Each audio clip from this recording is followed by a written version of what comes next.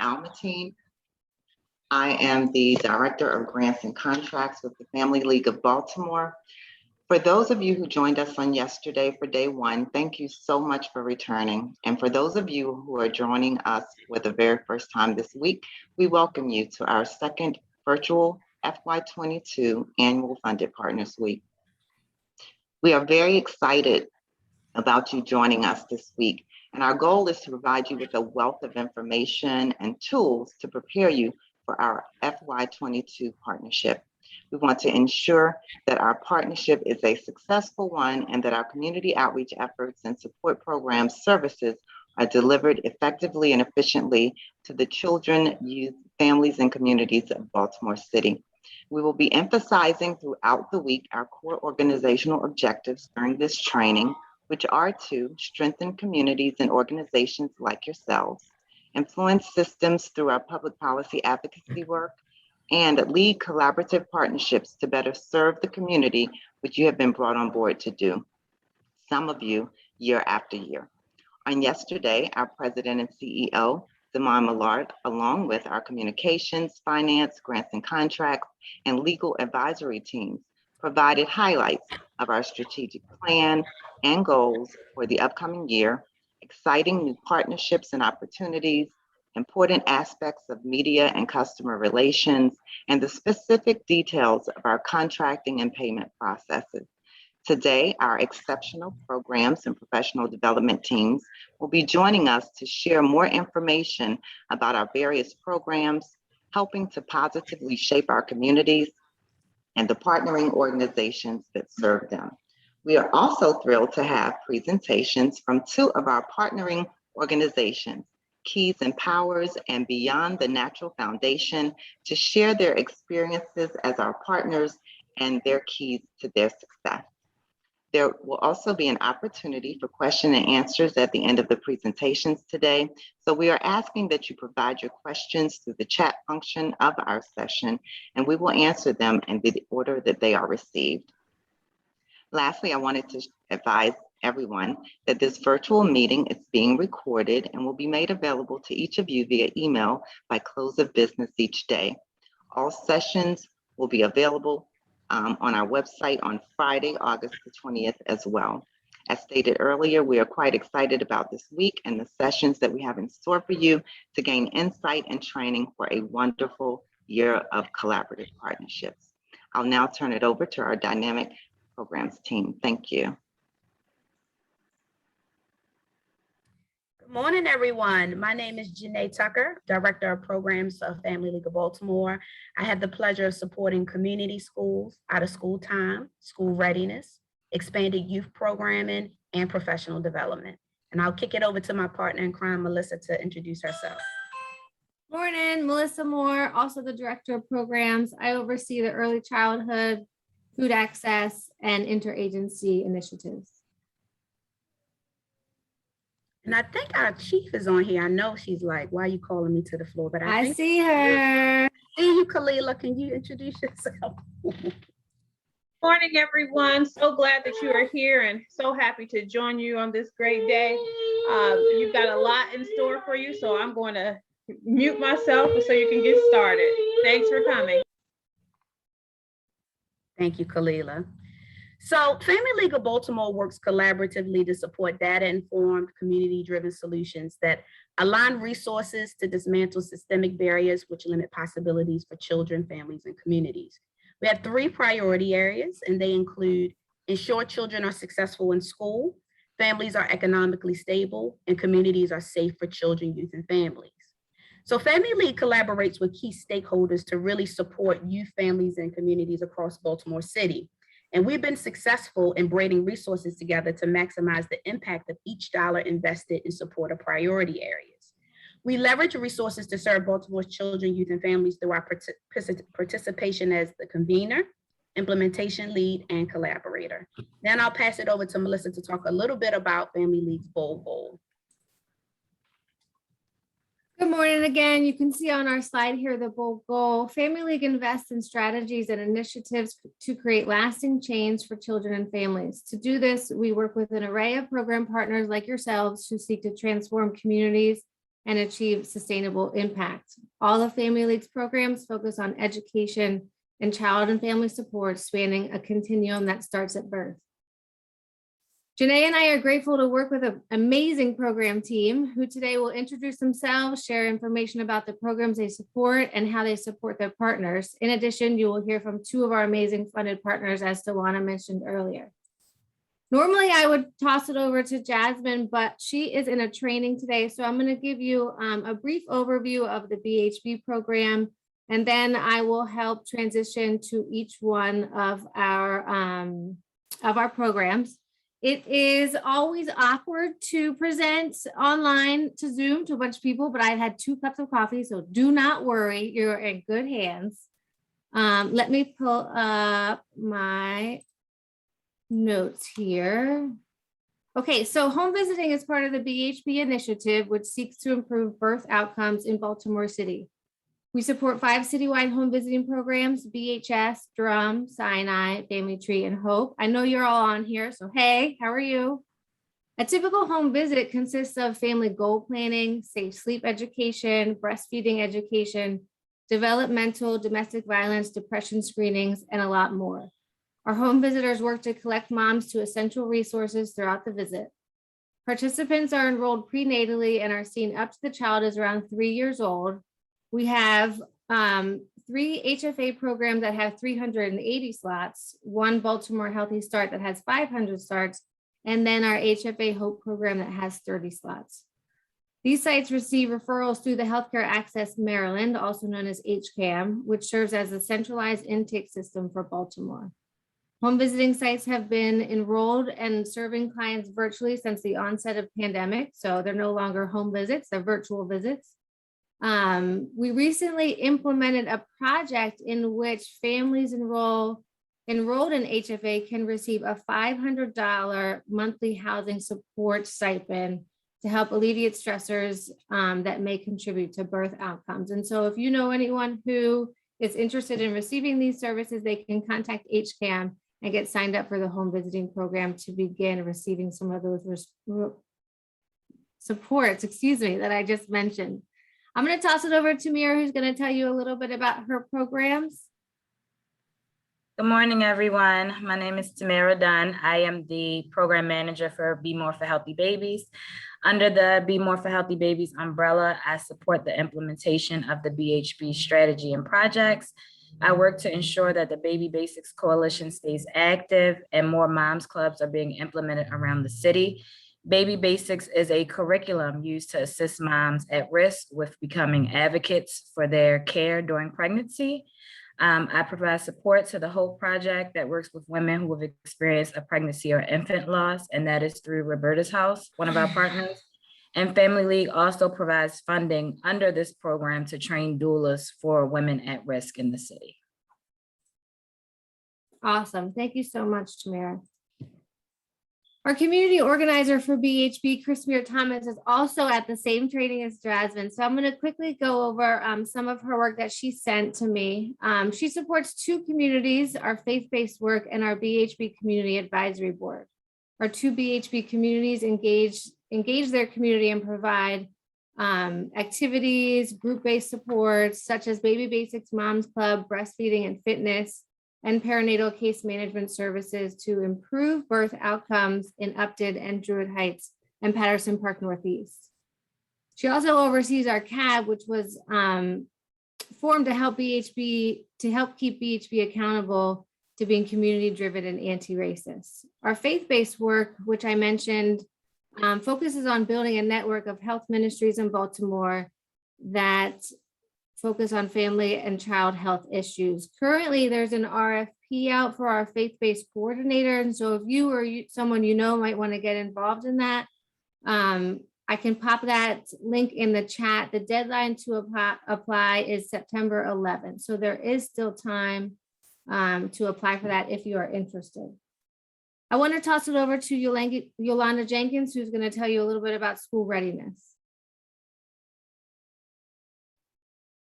Good morning, everybody. Happy Tuesday. Thank you very much for being here with us this morning. And I'm really excited to share Family League's work in school readiness. Again, my name is Yolanda Jenkins. I'm the Program Director of School Readiness. And I first just want to start by explaining a little bit about why school readiness. One of Family League's key goals is to make sure that children are successful in school. Currently, as of the last kindergarten readiness assessment, 37% of Baltimore City kindergartners entered school ready to learn, compared to 47% statewide. We know that when a young child enters kindergarten ready for school, there's an 82% chance that the child will master basic skills by age 11, compared to a 45% chance for children who are not ready for school. So that means we're sending a little more than 60% of our children to start school with a less than 50% chance of being successful. Early learning and care increases graduation rates by 14%. So that's why school readiness is important. That's why school readiness is an investment priority for Family League, because we want to make sure that we're setting our young people up for success long-term. Next slide, please. And we do that currently through 3 key initiatives, the bulk of which is Baltimore City's Early Childhood Advisory Council. Family League helps to co-lead this council. It is the single early childhood body in the city that is responsible for conducting a regular needs assessment, for making sure that families have access to the programs and systems that they need, and for engaging families to ensure that they have access to the programs and systems that they need.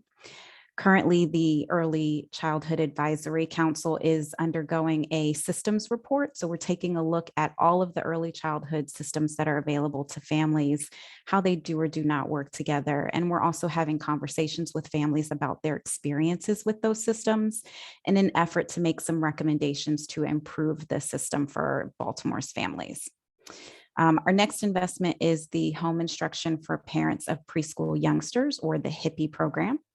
HIPPY is a home visiting program that is focused on ensuring families have the tools that they need to be their child's first teacher.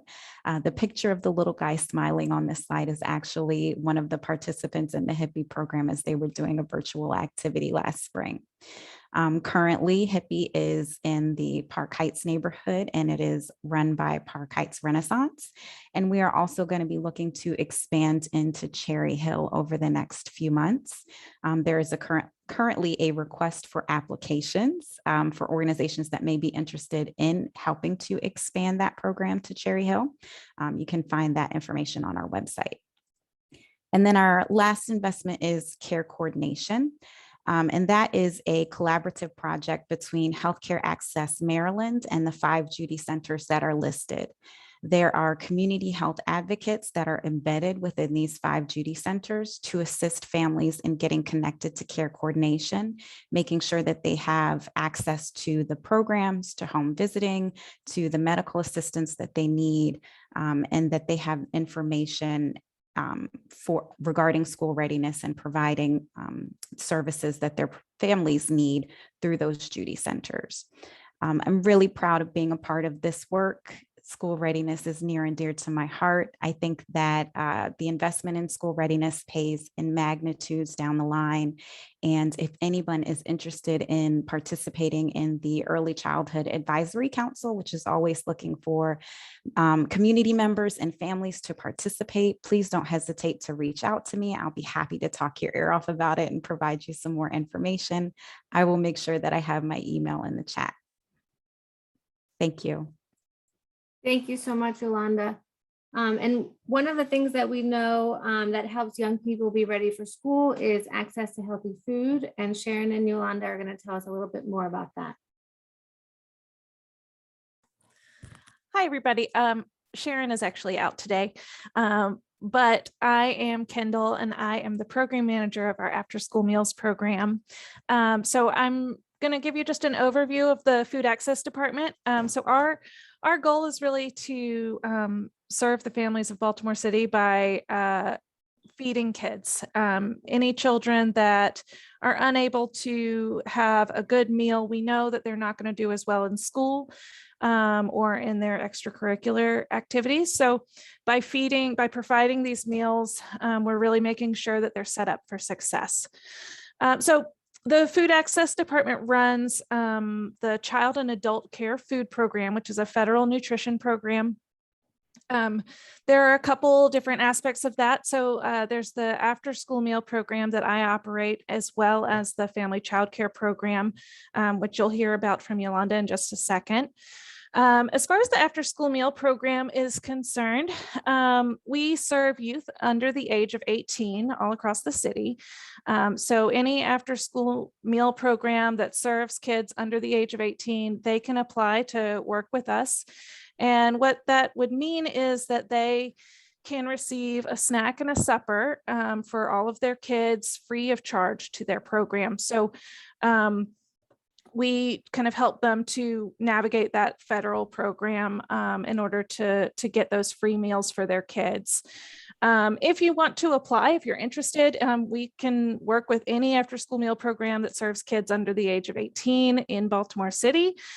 So if you're interested, feel free to reach out to us. The best way to contact us is by emailing food@familyleague.org, and I'll just pop that in the chat real quick. And you can contact me if you have any questions about the after school meal program. And I will turn it over to Yolanda, our program manager of the Family Child Care Program, to talk a little about that. Good morning. I'm Yolanda Jones, and y'all already know that I am the manager for Family Child Care, which we oversee approximately 100 and something providers, and that is on our program. And what we do is we reimburse them for the money for the food that they feed, the nutritious foods that they feed the children within their care. We also offer technical assistance for them. But the basic part of it is, and don't mind me, y'all, I'm still like off a little bit today because I'm just coming back to work. So, but we oversee 100 and something providers, and we process their claims and make sure that they get reimbursed the highest amount for the food that they feed the children. And what else do?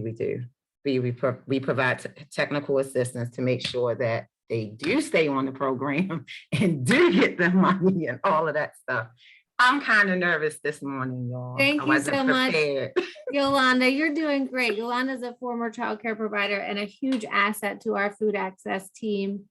Yes, and I work also so hard for them. You do. I know you do. And you can also reach her through the food email in the chat if you know anyone who is interested, who is a family child care provider who would like to sign up. Our next program is our Community Schools and OST program, and Amani is going to tell you a little bit more about her portfolio. Good morning, everyone. Thank you for joining us. And like Melissa said, I am going to be talking about the Community Schools and Out of School Time program. And so community schools is both a place and a set of strategic partnerships that promote student achievement, positive conditions for learning, and the well-being of families and communities. Through the work of a community-based partner, a lead agency, they leverage unique community resources to meet the needs of children and families here in Baltimore. And so there is a full-time community schools coordinator at each of those sites, and they're responsible for coordinating strategic partnerships and turning the school into a hub of integrated services for students and families.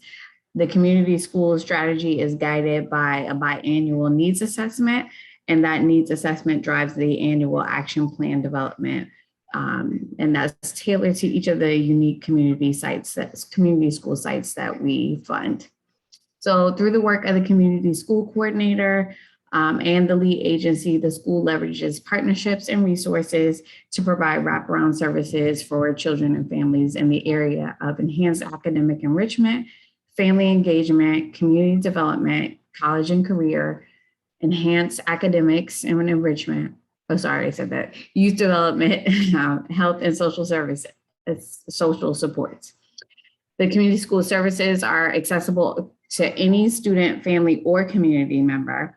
And here at the Family League, we believe that out of school time is a crucial component of the community school strategy. So I'm going to talk a little bit about our out of school time programs right now.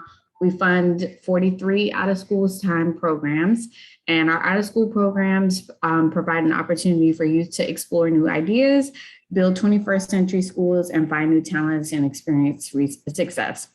And so we really believe in high quality OST programming.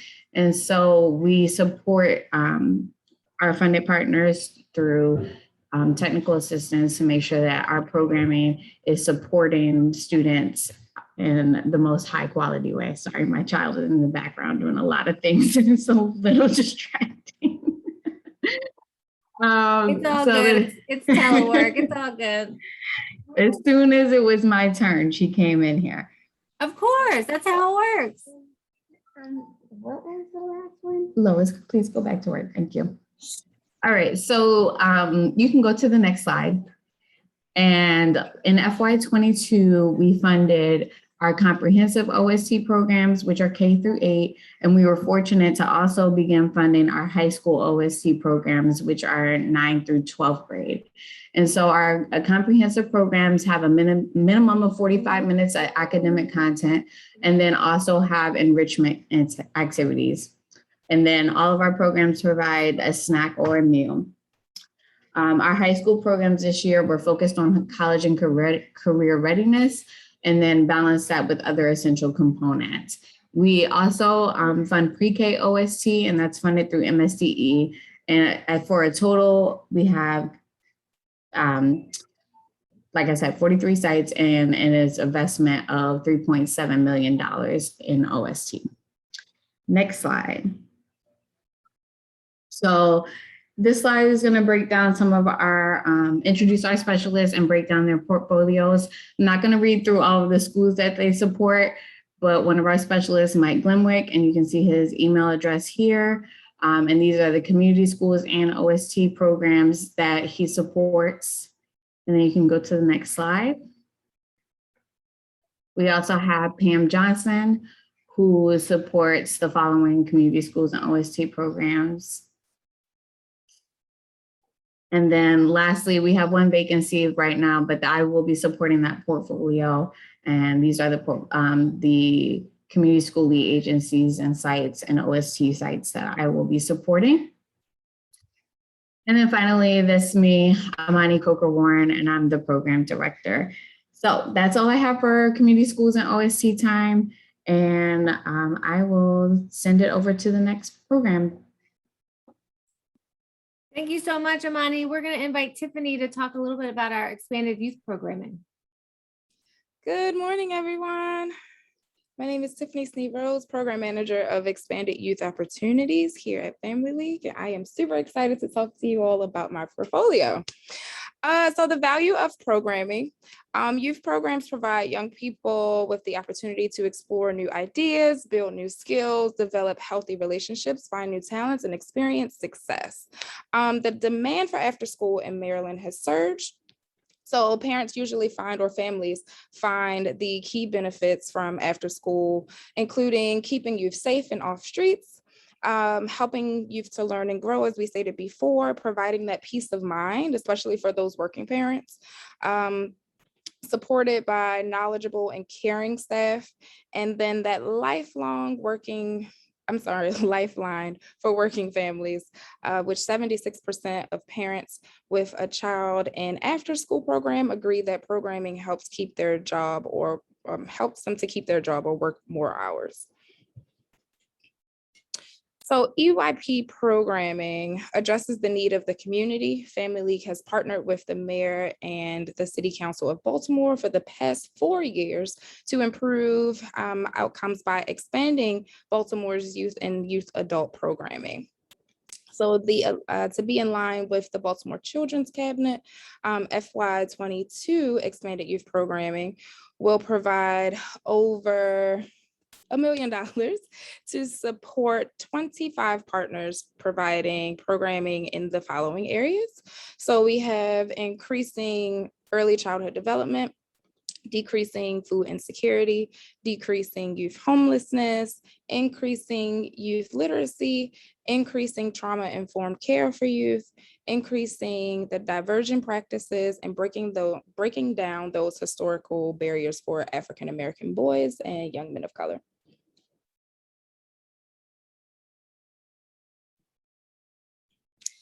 The EYP program components. So we are specifically looking for folks who operate in those community-based models, as we stated before. This specific grant opportunity is looking to expand what we already currently fund, which Amani just gracefully let us know. But we're looking for folks who are operating outside of churches, rec centers, youth development centers, spaces such as this. And we give special priority given to those underserved and under-resourced communities. We're looking for programs to provide free, single-focused or comprehensive programming in diverse neighborhoods. These programs can operate on weekends, evenings, before or after school that aligns with community needs, implement evidence-based best practices or promising practices, serve school-age youth, beginning from pre-K to grade 12, and youth or young adults that age up until age 24. They are providing authentic community and family engagement. They serve snack and supper where applicable. They incorporate participant and family and community voice in programming and adhere to the safety protocols and guidelines. So hop into this data really quickly. So each year, the EYP partners provide programming to hundreds of youth across Baltimore. And then the survey data from FY19 with over 850 EYP youth data show positive impact. So the numbers show that 93% of youth reported they feel safe in their programs. 95% of that youth surveyed reported that program helped them with the need or when in need. 90% of youth reported that programming helped them to become better leaders. 88% of youth reported that they know their program staff care about them. 86% of youth reported finding new ways to fix problems. And then lastly, 85% of youth wanted to or reported that they wanted to go to college. And then we have this wonderful new partnership, which I am super excited about. Family League is in partnership with Baltimore City Recs and Parks. We invested about $1 million in the city's youth development landscape by offering capacity building for staff, plus diverse programming at 43 rec centers across the city. Programming offers were aligned to community needs, which include STEM, art, sports. We have horseback riding, positive affirmations, mechanics behind dirt bikes, swimming, media, youth and fitness, dance, entrepreneurship, and math through music.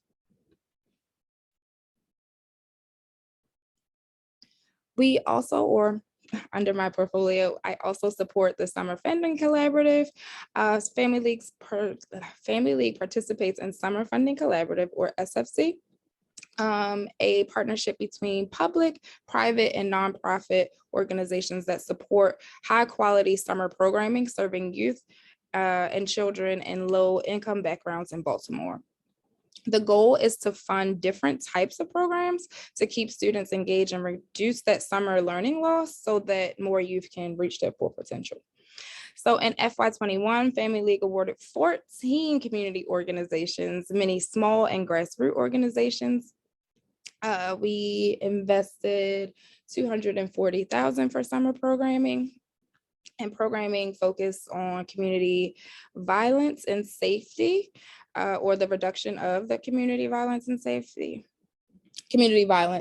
increase in safety, social emotional wellness, homelessness, literacy, college and career, workforce development, and youth development.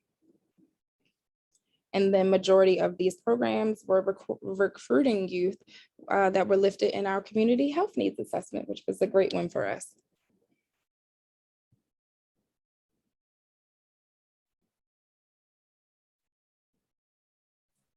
Thank you so much, Tiffany. I love those glasses too, by the way. Thank you. I think we should change that name from Expanded Youth to Expanding. You have a very large portfolio. That was a lot of information. I appreciate it. We're going to move over now to our interagency initiatives. And Renette is going to tell us a little bit more about that. Good morning, everyone. Thank you, Melissa. So my name is Renette Bennett Burton, and I am the program director for the Interagency Initiatives portfolio in the programs group. We provide oversight and support to various collaborative efforts to our partners, along with consultation and guidance in areas of child welfare and juvenile justice. Not to mention, we partner with our partners for coordination of research and data evaluation of both existing and proposed programs for both efficiency and feasibility, but most of all, we work to develop and maintain strong relationships with agencies and stakeholders. This on the photo is my partner, our administrative assistant, Miss Latanya Rush, and we have our email address information listed here. We call ourselves the Flight Team. The Flight Team represents the acronyms for the funded partners within our portfolio. You can go to the next slide.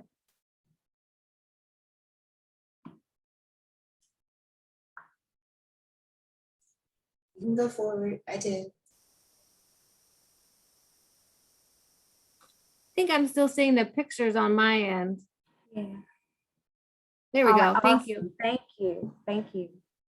All right, now, the work of the funded partners within the interagency initiatives ties to each of the Children's Cabinet's priority areas by ensuring children are successful in schools, that families are economically stable, and that communities are safe for children, youth, and families.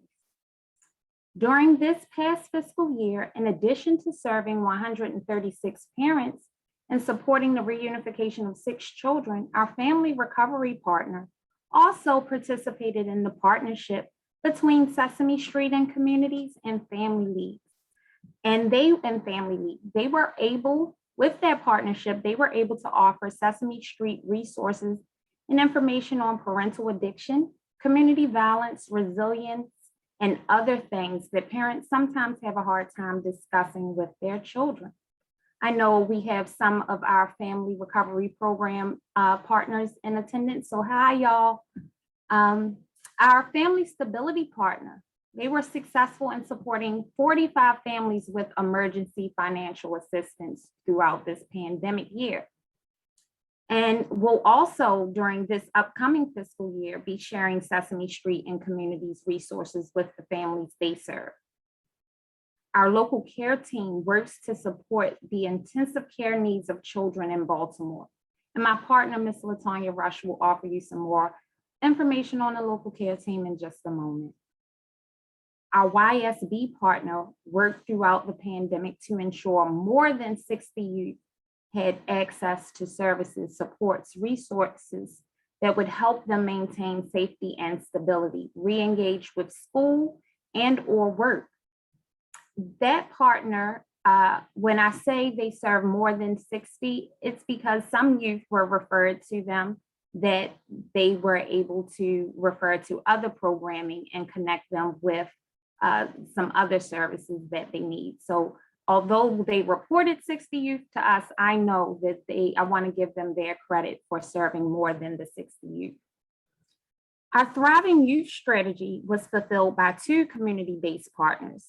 They served more than 100 youth ages 14 to 17 to access workforce development opportunities, re-engage with educational opportunities to help them achieve various goals that they established at the start of the service that will help decrease their likelihood of engaging with the juvenile justice system. In total, these programs represented a $3.1 million investment.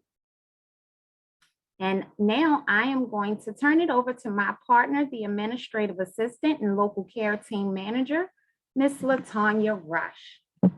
Next slide. Good morning. Good morning. I am going to talk a little bit about who the local care team is and exactly what we do and the role we play in our community. The role of the local care team is actually to provide support to all at-risk youth or high-risk youth, in addition to the families and guardians, parents and guardians that serve them. We consist of all of the agencies within Baltimore City, and we work together collaboratively to support and give recommendations. We also give technical assistance to those families that may call in that just may need information on how to be successful, some of the needs that they may have within our communities. Anyone can make a referral, parents, guardians, any family member, any agency such as yourself, or anyone in the school system, such as counselors or any of the peer supports can make these recommendations to the local care team. Who is the local care team? The local care team consists of the Family League of Baltimore, which we provide administrative assistance, facilitation to the team. Also the Department of Social Services, the Department of Juvenile Services, Developmental Disabilities Administration, Baltimore City Public Schools, Maryland Coalition of Families, which supply case management and peer support, Behavioral Health Systems Baltimore, Baltimore City Health Department, as well as the Mayor's Office of Children and Family Success. So our team is a collaborative effort of a representative of all of the major systems within Baltimore City. What we also find out is, in addition to technical support, we also educate our families and communities on how to navigate these systems, which we found was kind of a barrier in order for them to be successful. Some of the resources that we offer are a mentorship, a higher level of therapy once the case is reviewed. We also offer like instant technical support, as I stated, such as where to find food or childcare and things of that nature. Next slide.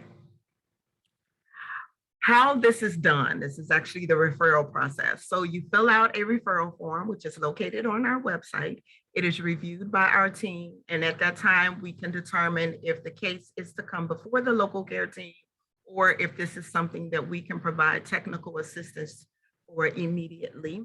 The case is brought before the team each and every Tuesday. Our team is committed to meeting every Tuesday in order to review these cases. One thing I do want to say that I am actually proud of our team is that we've been very consistent in maintaining our stance through the pandemic by holding these cases virtually, which also contribute to us having a higher attendance rate because our parents were able to attend virtually versus trying to give transportation to our physical location. So I was very excited by that.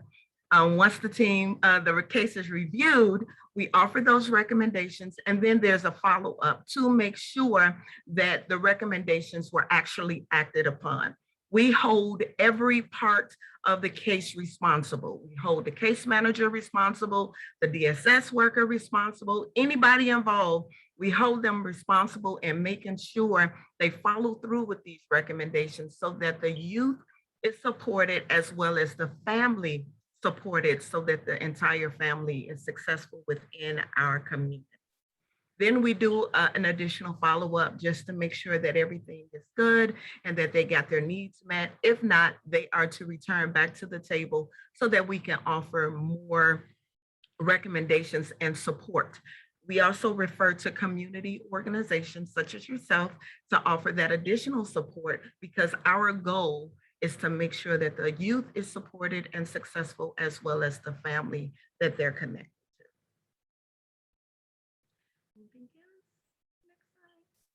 Thank you so much, Latanya and Renette. Please refer your families and young people to the table, to the LCT table. They are in good hands with these two, and they're getting a lot of love in the chat. So you know it's the truth.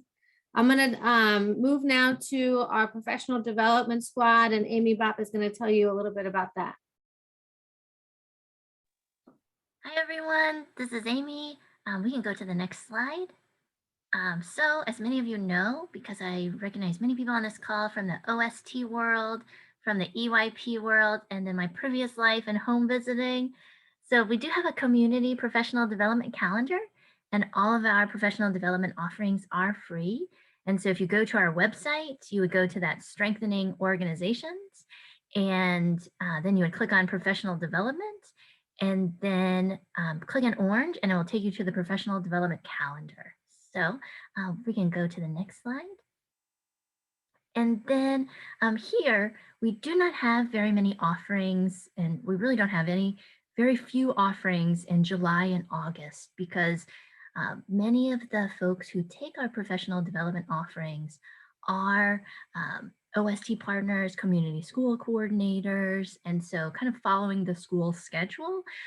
We don't have that much, so that's why the calendar looks kind of light right there. But we will really ramp up in the fall and then also in spring, offering a lot of different professional development offerings. So, but this is what the calendar looks like. So people will just be familiar, and then you would just click that register now button. So we can go to the next slide. So these are just a few of the topics that were requested for fiscal year and school year 22 around family engagement, project-based learning, social emotional learning, mental health, restorative practices, along with many other topics that we will also cover.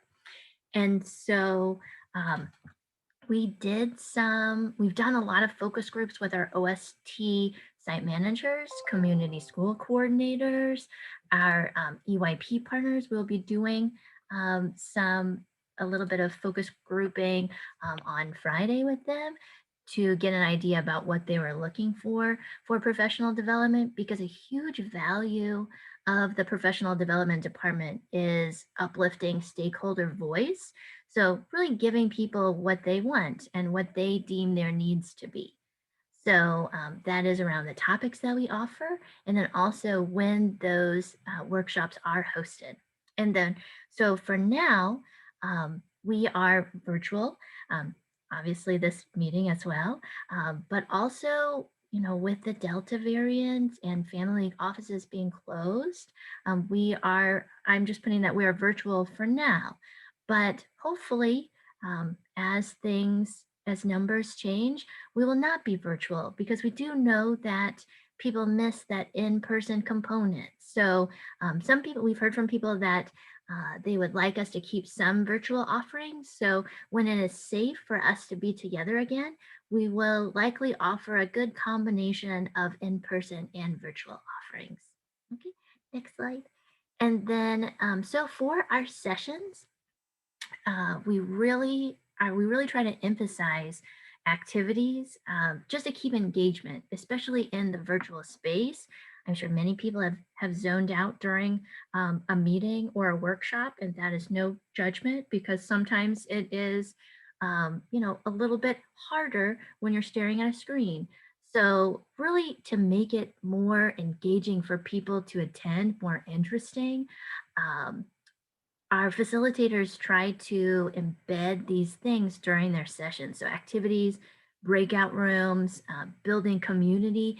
Even though we're in a virtual space, I think there's still opportunities to network and build community. So I know that's a big thing that we have done during EYP meetings, during OST site manager meetings, during community school coordinator bi-monthly sessions. So we have had like a community school coordinator escape room.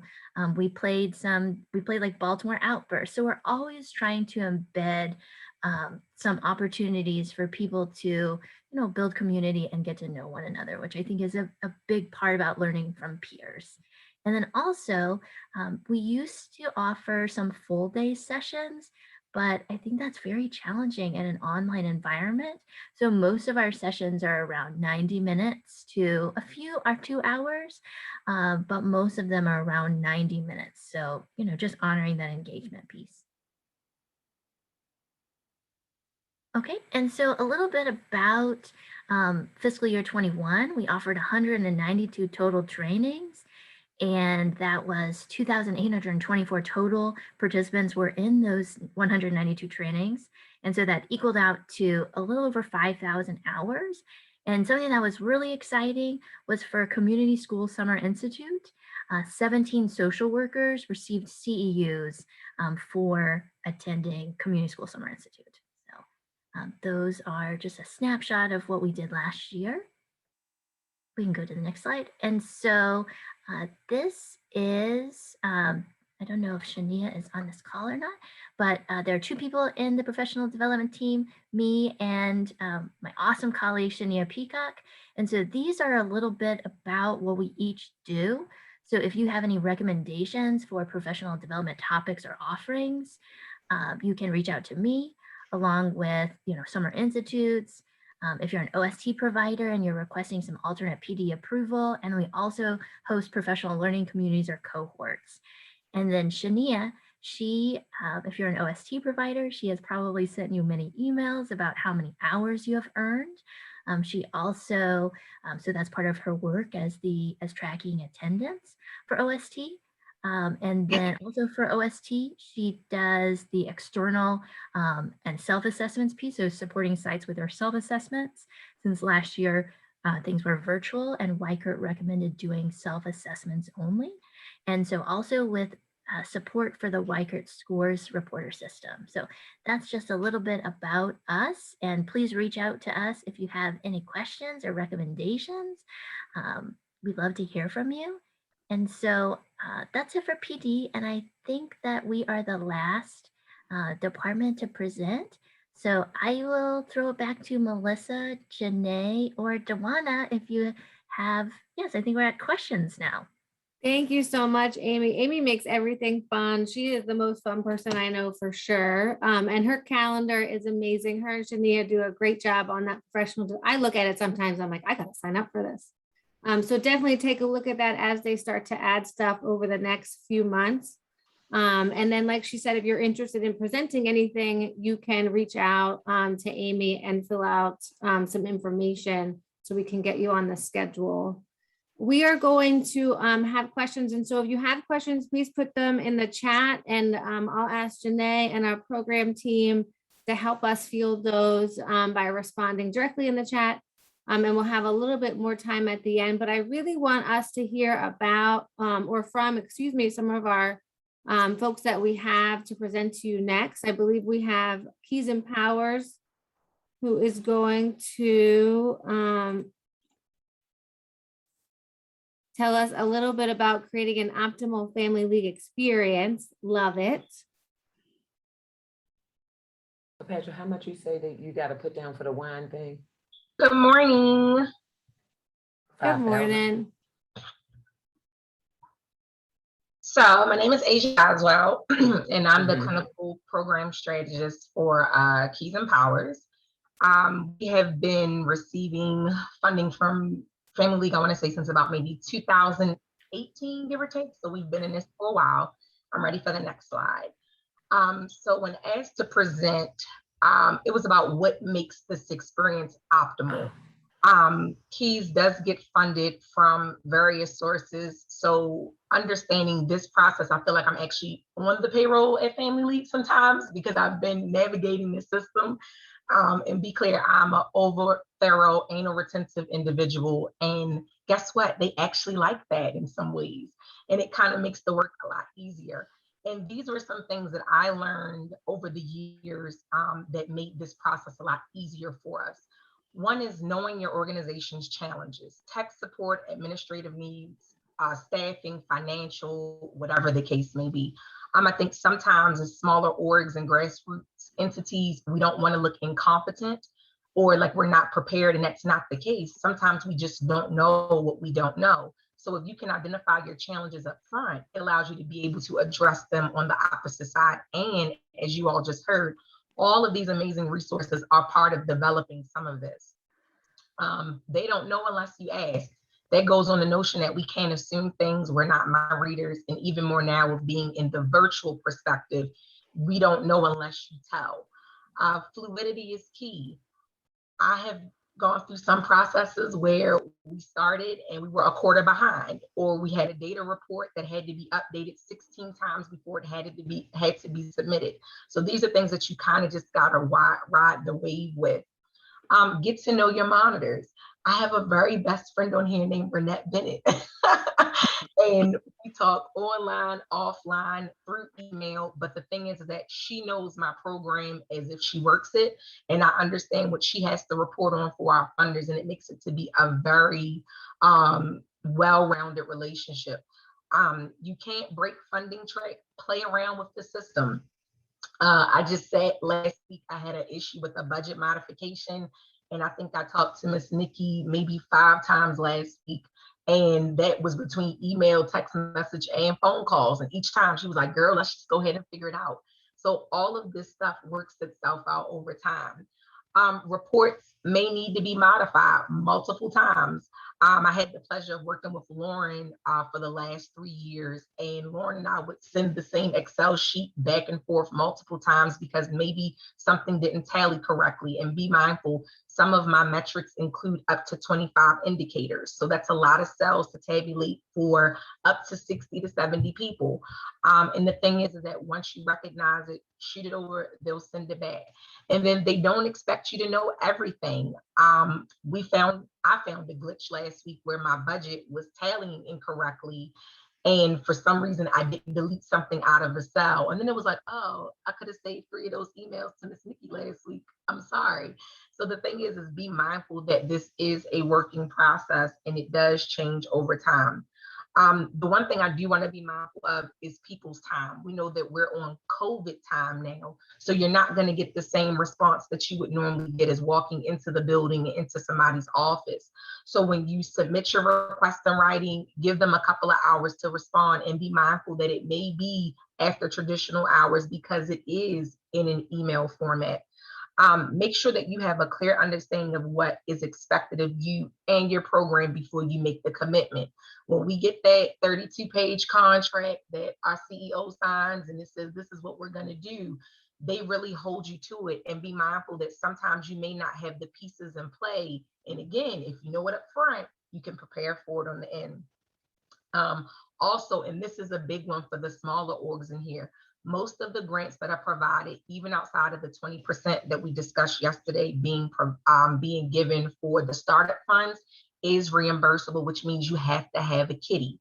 So you can't come into a program anticipating that the funds that you're going to be getting are going to hold you. You only get paid 4 times, which means that you have to float those 2.5 months in between each one. And we're currently in the middle of that now with a new contract that started, and you have to plan for that by Q3 going into Q4. I'm ready for the next slide. And this one is my favorite, tips to success. And I have some staff people on here. They know I am a calendar set mofo. I will give you a calendar invite with 13 reminders and say, hey, I'm giving you a 2-day, 2-hour, and 2-week and 2-month notification. So set calendar reminders for due dates. They talked about yesterday there being, y'all like how I'm referencing yesterday, right? Thanks, Renette. They're referencing the fact that they had a date change, which is a big one. So now you just need to go in and do it. And for my directors or my people who do the submitting and funding track, do not give your staff your deadline. Give them at least a week to have their documentation submitted before your due date so that if something occurs, you need to make a modification, you have ample time to make those adjustments. Review required documents prior to them being due. Again, my data sheet is due monthly, and then I have a quarterly report. I don't wait until the end of the month to put my information in. I go in weekly and start updating my document. That way I'm not trying to add all of my new consumers or that information at one time. Attend Family League professional development sessions. And Amy just told you, and I feel bad because last year I was so inundated, I didn't make any, but those are some of the most remarkable trainings. And this is free information, you all. We have to keep up with the times, and this is the best way to do it. And it also helps the organization know how prepared your staff is because you attended their trainings. Always keep open lines of communication. Mr. Clifton is a great pal of mine, Latonya, Renette, Amy, and some other people on here. And I'm like, let me send this quick email real quick. Mr. Warner, we just met for the first time and she's added to my open communication. And the great thing is that the more people on your team that are aware of what's happening allows you to have the ability to get what you need addressed very quickly and expeditiously. Update your tracker weekly. Again, when you're putting in 13 demographic items for 10 people that came in a month, that's over 130 items. That can be very overwhelming. And then you have a staff that's out, kids in school, everything. Set yourself up for success.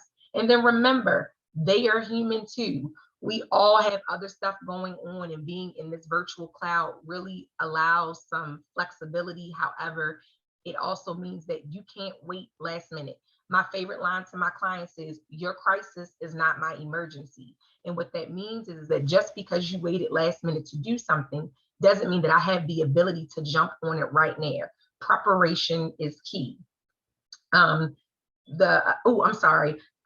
Be mindful that Family League is the middleman. This means that one day something may be asked this way, and that the next day it could change. Continue to roll with the punches. And this was my favorite takeaway. Always know Family League is committed to seeing you and your organization have a successful program. You all got to see some of the data, and we know how important this stuff is to Baltimore. So be clear that this isn't about you and your org, it's about the communities that we serve. And when we don't do our best, we fail them, not the system. Any questions, concerns? Thank you, guys. All that, Aja. Thank you so much. We have to have you present first next time, and then we'll all go after that. I appreciate all of those great tips. Thank you so much to you and Keys and Powers. I want to turn it over now to Beyond the Natural. I believe we have Robert with us coming from the music room. Yes. Yeah. Hello. Can you hear me? Yep. Thank you. Well, I just want to say Ms. Doswell just preached the gospel. So I don't really know how to follow that up, but I'm just going to share what I have, and then we'll just let it be what it is. Thank you. We need all of it. Thank you. Yeah. So I want to officially introduce myself. I'm Rob Levine. I'm the founder and executive director for Beyond the Natural Foundation, where our mission is to empower the youth for our communities through music. We're a four-time Family League funded partner, and we've been blessed to have them as a resource for helping us build capacity and move our mission and vision forward in the community of Baltimore. Next slide. Yes. So my goal right now is, in my brief period of time I have with you, is not, I'm not the guru. Actually, Ms. Doswell is the guru. But I just want to share my experience, things that I've taken away over the past years and that led to my positive experience, and things that have allowed my organization to experience success. Next slide.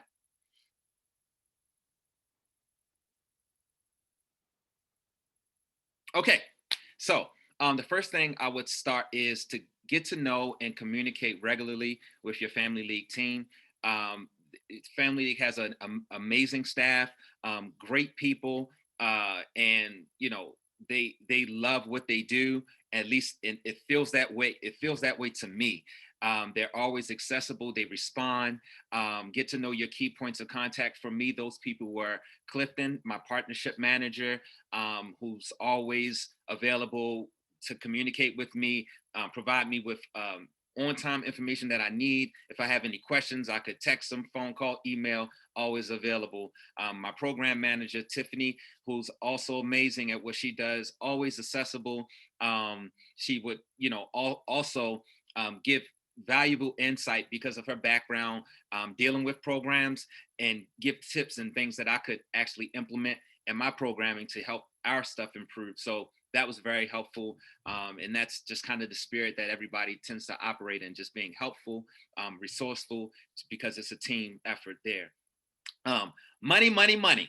Okay, so, when there are times where you may have a question about an expense report or funding or anything like that, Miss Nikki is very responsive, very helpful, senior accountant. She's always there to, clear anything up for you as it relates to you being reimbursed for your expenses. And last but certainly not least, my man Clint. So Funding Track is a great system. I remember when we were using Efforts to Outcomes back in the day. This is way better than that. But Clint is always available if you have any type of questions, or anything, run into any type of errors or anything glitchy that may happen, Clint is always there to help you with those things. And, I would also say that if you can take the training go attend the funding track training, because that will be very helpful. Next slide.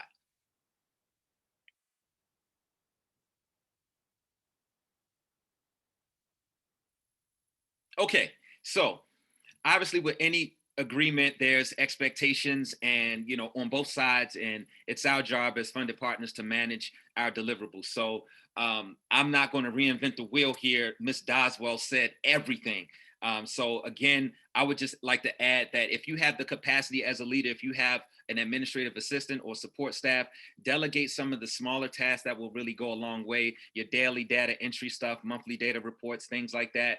That can really help you with your capacity. Set reminders. I'm big on reminders and calendars and prompts, Siri, Asana, whatever it takes to make sure that you are ahead of your reporting deadline. Also, be organized. Keep track of your spending, receipts, all your internal due diligence items. That will go a long way, especially when it's time for your administrative site visit. And just anything that you need to do as far as being on top of, being able to submit an expense report and see where everything is, as far as keeping track of everything. So it's good there. And again, always, I like to reiterate, don't wait to the last minute, because things happen. And technology, some things can go wrong every now and then. So if you wait to the last day to submit a report and then you get caught up and something goes wrong, then it'll not work. It won't be good. So don't do that. Don't wait to the last minute. Give yourself grace periods, and that will go a long way. Next slide. Okay, let's talk about funding track. I'm not the funding track guru, but my man Clint is. So I would say first, if you haven't received training on funding track, make that your first order of business. I know it's random here to have a picture of a tennis racket and some tennis balls or whatever, but when I was in the training, I had a breakthrough moment because Clint described the funding track experience as a tennis match. So I'm not going to mess that up, but what I took away was when you submit a report, you serve to Family League. So your report is submitted, but it's not over there. Family League then processes it, analyzes it for completeness, and if there are any errors or anything, things of that nature, they'll serve it back to you. You see my tennis form, I've been working on it. They'll serve it back to you, and you'll know if it's successfully submitted or if there are some revisions that are needed. So going along that process, I would say make sure when you're in the process of submitting reports, check funding track daily, because again, that tennis match is taking place, and you just don't want to assume that the process is over until you get the final communication that your supports have been successfully submitted. And then after that, I would say once a week is good. Well, at least that works for me. And then last but not least, you always want to submit your reports on time. So if you look in funding track, there'll be this, it's a menu, and at the top of that menu, there's like an overdue section.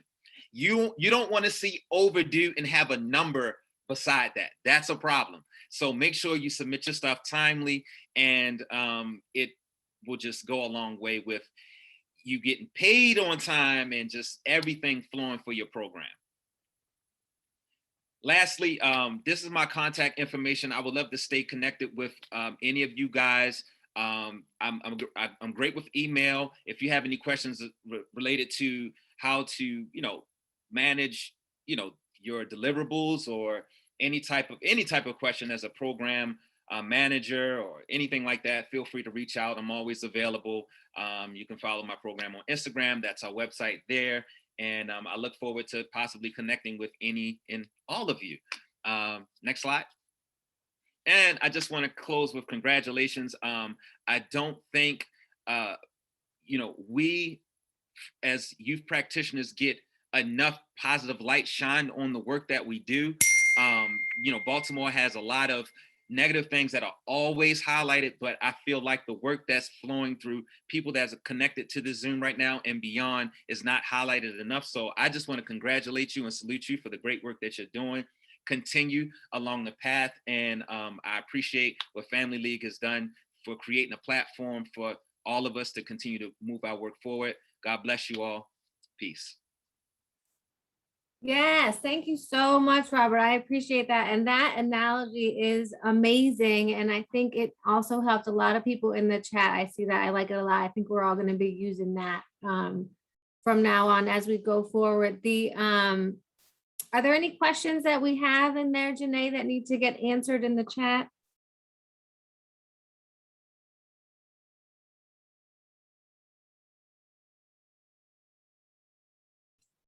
Melissa, I was monitoring. There aren't any outstanding questions.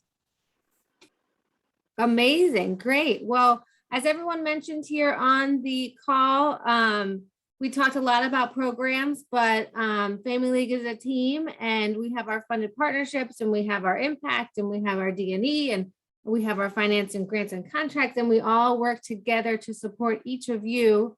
And that being said, Duana, what is on the schedule for tomorrow? All righty, thank you so much, Melissa. Thank you so much to Asia and Robert for your willingness to share your perspective and firsthand experience today. We really enjoyed your presentations. They were awesome, thorough tidbits and nuggets that you were able to share with the partners with important useful tips. So we are so thankful and hopeful that their presentations and information provided today will be helpful to you all in FY22. So we truly thank you in all that you do. We want to say that. Thank you again. Thank you so much to our programs and professional development teams as well for their detailed presentation and thorough overview of the awesome programs and opportunities that we have going on, which are quite exciting, as you were able to hear. As you see, the organization is very busy at work to promote and facilitate quality programs, initiatives, opportunities, inclusive of the trainings that were shared that can truly impact the families and communities of Baltimore City, while also strengthening your organizations as our partners at the same time. So great work, awesome team, and true dedication. We appreciate you. Thank you so much. So as we see that we don't have any questions, so I just want to kind of end today by saying thank you again. And we want to share our website with you, which is www.familyleague.org, where you can find more information on various programs and the trainings as they shared. I'd also like to share the grants and contracts team's email address, which is fundedpartnerships@familyleague.org. So you can forward any questions or requests for information that you may have. As our Chief Program Officer, Kalila Slater Harrington, often says, you never reach the wrong person at Family League. So we'll make sure that you're directed to the individual or individuals who can address your questions or concerns. So do not hesitate to reach out to us. We also like to announce that we are holding 2 local hiring information sessions on tomorrow and Thursday of this week at 1 p.m. to prepare you for the upcoming requirement of FY22 reporting. These sessions will guide you through the reporting process and provide you with specific details of what's required. If you can attend these sessions, it would benefit you greatly in preparation for the FY22 local hiring process. We are looking forward to you all joining us on tomorrow, where we will be joined by the data and evaluation and impact teams, who will be sharing detailed information about data collection, reporting, and measuring performance and success of our partnership and the organization as a whole. Also, if you have any questions on our grants management systems funding track, we will be providing a training on funding track during our session Thursday, August the 19th.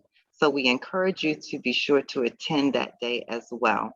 As a reminder, these virtual sessions are being recorded and will be made available to each of you via email by close of business each day. All sessions will also be made available on our website on Friday, August the 20th. So again, we very much appreciate your partnership, and we are extremely invested in your success. And thank you so much today for your attendance. Have a great rest of the day. Thank you.